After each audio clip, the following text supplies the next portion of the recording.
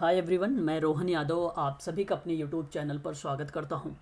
दोस्तों, मैं डेली आप लोगों के लिए एक वीडियो अपलोड करता हूं मैथ ट्रिक पर। और जिन दोस्तों ने पार्ट ए नहीं देखा है, मेरे चैनल पर विज़िट करिए या तो डिस्क्रिप्शन में जाइए, आपको वहां पर लिंक मिलेगा तो आप पार्ट ए भी देख सकते हैं। मैं बात कर रहा हूं आप लोगों से कंटिन्यूअस फ्रैक्शन के बारे में। कंटिन्यूअस फ्रैक्शन को बोलते हैं सतत भिन्न या वितत भिन्न कह सकते हो, या तो साधारण शब्दों में हम बोल सकते हैं इसे कि लंगड़ा भिन्न भी। ठीक है, हमने पार्ट ए के बारे में चर्चा कर चुके हैं हम सभी लोग। पार्ट बी में अगर हम बात करें तो इस तरीके से आपको एग्जाम में प्रश्न मिलेंगे और आपसे कहेगा कि आपको 9/26 का जो वैल्यू है उसको फाइंड आउट करना है ए प्लस बी का, ए प्लस बी प्लस सी का। तो ऐसी कंडीशन पे क्या करेंगे, जो यहाँ पर दी गई है 9/26 बड़ी संख्या में आप छोटी संख्या से क्या कर देंगे, भाग दे देंगे। तो 9 टूजा कितना हो जाएगा, 18। ध्यान रहे, भाग जब देंगे आप तो शेषफल 0 आना चाहिए। शेषफल 0 जब तक नहीं आएगा तब तक आप भाग देते चलेंगे। 26 को अगर आप 18 से क्या करेंगे, सब्ट्रैक्ट करेंगे तो यहाँ पर वैल्यू निकल के आएगी आपकी 8। और फिर ये 9 जो दिया हुआ है यहाँ पर आप रख लेंगे। ठीक है, तो फिर 8 1 जा 8 कर देंगे और उसके बाद आपको यहाँ पर जो आएगा वो सब्ट्रैक्ट करेंगे 9 - 8 से तो 1 आ जाएगा। और फिर इस 8 को आप यहाँ पे रख लेंगे। ठीक है, तो 1 8 जा 1। ठीक है, अब देखिए वैल्यू शेषफल में कितना आ गई, 0 आ गई। ये जो ए की वैल्यू है ये है 2 और ये जो बी की वैल्यू है ये है 1 और ये सी की वैल्यू है आपकी 8। और फाइंड आउट करना था ए प्लस बी प्लस सी को। अब बताइए ज़रा, 2 + 1 + 8 अगर हम करें तो 8 1 9 हो जाएगा। 9 और 2 में अगर हम ऐड करेंगे तो 11 हो जाएगा। इस तरीके से देखा जाए तो इसका करेक्ट जवाब हो जाएगा ऑप्शन नंबर ए। इनसे प्रश्नों को आपको इसी तरीके से करना होगा। इस टाइप के अगर प्रश्न मिलेंगे तो आपको इसी टाइप से करना होगा। चलिए दूसरा प्रश्न देखते हैं हम लोग ज़रा। इसमें क्या है, यहाँ पर आप देखिए, यहाँ पर भी आपको वैल्यू निकालनी है ए प्लस बी प्लस फिर उसके बाद सी का फिर उसके बाद डी का। लेकिन ध्यान रखिए यहाँ पर ये मल्टीप्लिकेशन है, यानी एक प्रकार से मल्टीप्लाई है, ध्यान रखिएगा। अब बड़ी संख्या है, हमेशा आपको ध्यान रखना है। ठीक है, छोटी संख्या से भाग दे देनी है। ठीक है, अगर हम 17 की बात करें तो 17 3 जा कितना होता है, 51। आप सभी को पता होगा। ठीक है, आप 61 से आपको 51 को सब्ट्रैक्ट करेंगे, माइनस करेंगे तो 9 आएगा यहाँ पर। और फिर उसके बाद ये जो 17 की वैल्यू दी हुई है, ठीक है, यहाँ पर आपको लिख लेनी है। ठीक है, फिर अगर हम बात करें 9 1 जा 9 होगा, है ना। फिर उसके बाद आपको यहाँ पे सब्ट्रैक्ट करना 8 हो जाएगा और उसके बाद इस 9 को आपको कहाँ रखना है, यहाँ पे रखना है और उसके बाद आपको डिवाइड करना है।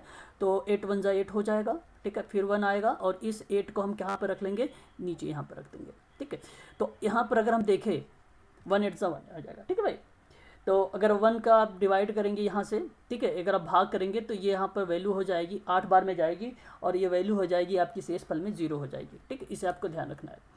अब अगर हम बात करें तो यहाँ पर ए की वैल्यू निकल के आ गई है, यहाँ पे 3 होगा ना। यहाँ पर अगर हम बात करें तो वैल्यू निकल के ए का वैल्यू जो हुआ 3 हुआ है, बी की वैल्यू की अगर मैं बात करूँ तो 1 हुआ है, सी की वैल्यू 1 हुआ है, डी की वैल्यू 8 हुआ है। सेम उसी प्रकार से अब ए के स्थान पे आप रख लीजिए 3, मल्टीप्लाई करिए, बी की वैल्यू पे आप रख लीजिए 1, सी की वैल्यू पे मल्टीप्लाई करके वैल्यू रख लीजिए 1, फिर मल्टीप्लाई करिए और डी की वैल्यू पे आप क्या रखेंगे 8, मल्टीप्लाई कर दीजिए आप सभी लोग। तो यहाँ पे सीधा सीधा अगर मैं बात करूँ 8 3 जा तो 24 होगा। ठीक है, 24 होगा। तो इसका सही जवाब जो होगा, आंसर आपका आ जाएगा ऑप्शन नंबर ए, 24 इसका करेक्ट जवाब है। एक प्रश्न और देख लीजिए, लेकिन ध्यान रहे आप सभी लोगों को, बड़ी संख्या में, ठीक है 43 है, छोटी संख्या से भाग दे देना है आप लोगों को। एक बार में जाएगा 30 आएगा, है ना, आप सभी को पता होगा। और यहाँ पे 13 हो जाएगा। फिर इसमें हम 30 से यहाँ क्या करेंगे, डिवाइड कर देंगे। फिर उसके बाद अगर हम बात करें तो 13 2 जा कितना हो जाएगा, 26 हो जाएगा, है ना। यहाँ पर 4 आएगा और यहाँ पर 13 आ जाएगा और 4 3 जा कितना हो जाएगा, 12 हो जाएगा। और इसके बाद यहाँ पर जो वैल्यू बचेगी वो 1 बचेगी और यहाँ पे 4 हो जाएगा और इस तरीके से आपका ये भी 0 हो जाएगा। वैल्यू निकल के आ गई आपके सामने। और यहाँ पर देखिए ये ए की वैल्यू है और यहाँ पर अगर हम बात करें तो ये 2 की वैल्यू 2 + 2b, ये 2b लिखा हुआ है, 2b यहाँ पे आप ये 2b की वैल्यू है। ठीक है, याद रखेंगे आप सभी लोग, ये 2b की वैल्यू है, ये 3c की वैल्यू है और ये 4 की वैल्यू है, याद रखेंगे आप सभी लोग। अगर मैं इस यहाँ पर जो ये टू बी की वैल्यू निकल के आई है 2 को, अगर मैं यहाँ पर इसको पश्चांतर करूँगा बी को, तो यहाँ पर निकल के इस तरीके से आएगा 2/2 करके, और वैल्यू बच जाएगी आपकी बी की वैल्यू हो जाएगी 1। अगर हम बात करें 3c की वैल्यू निकालें, पक्षांतर करेंगे तो 3/3 हो जाएगा, है ना। तो यहाँ पर आ जाएगा आपका c की वैल्यू भी 1 और d की वैल्यू 4 तो है, और 1 की वैल्यू जो है वो a ऑलरेडी है, ठीक है। इतनी बात आपको ध्यान में रखना है। अब आपको प्लस कर देना है, a की वैल्यू कितना हो गई 1 हो गई, प्लस b की वैल्यू कितना हो जाएगा 1 हो जाएगा, प्लस c की वैल्यू 1 हो जाएगी, और उसके बाद अगर हम बात करें d की वैल्यू तो ये 4 हो जाएगी। सबको प्लस कर दीजिए तो निकल के आपके सामने आ जाएगा 7। ऑप्शन नंबर सी इसका करेक्ट जवाब हो जाएगा। ध्यान रखिएगा, बहुत ही इससे प्रश्नों को आपको केयरफुली करना पड़ेगा, ठीक है, कि यह जो है 2b की वैल्यू और 3c की वैल्यू कैसे फाइंड आउट हुई है, ठीक है। पक्षांतर करने पर इसकी वैल्यू 1 आई हुई है, ठीक है। इसको आप ध्यान से देखिएगा। चलिए देखिए, हम लोगों ने अभी तक इसके बारे में पार्ट ए में भी बात कर चुके हैं, है ना। इन सभी के बारे में पार्ट ए में हम लोगों ने चर्चा कर चुके हैं।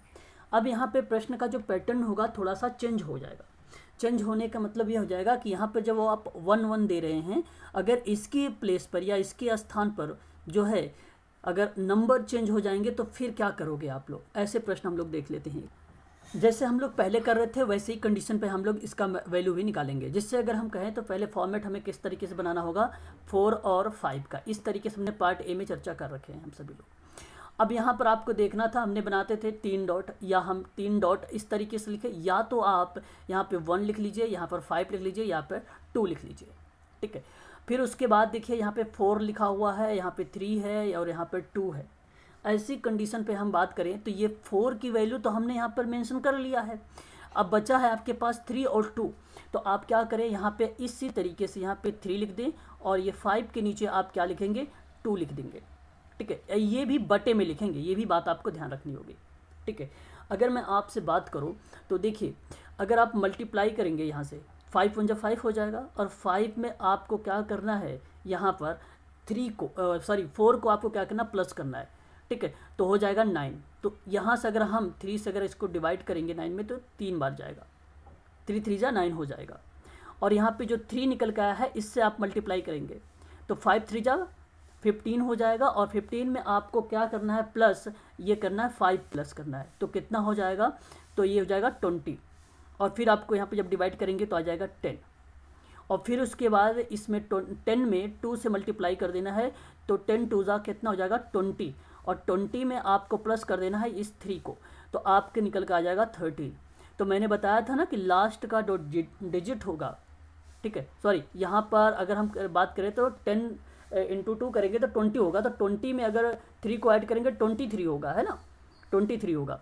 तो मैंने लास्ट में बताया था कि जो लास्ट की डिजिट आती है वो ऊपर होता है, अंश में होता है, और उसके पहले वाली जो वैल्यू होती है वो क्या होती है, हर में होती है। तो 23/10 जो हुआ इसका आंसर हो गया। ध्यान रखिए, ऐसे प्रश्नों में आपको इस तरीके का मेथड लगाना पड़ेगा, ठीक है। मैं आपको समझाने में टाइम ले रहा हूँ, यदि आप इसे समझ जाएंगे तो आप इजीली एग्जाम में कर लेंगे, है ना। चलिए आगे हम बात करते हैं एक और क्वेश्चन के बारे में। तो देखिए ज़रा, यहाँ पर ठीक उसी प्रकार से करना है।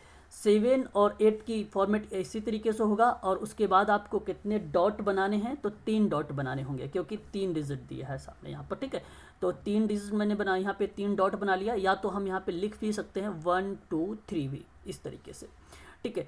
और ये तो 7 हो चुका है, 3 हमें लिखना है बटे में, और यहाँ पर अगर हम बात करें तो इसको लिखना है बटे में, ठीक है।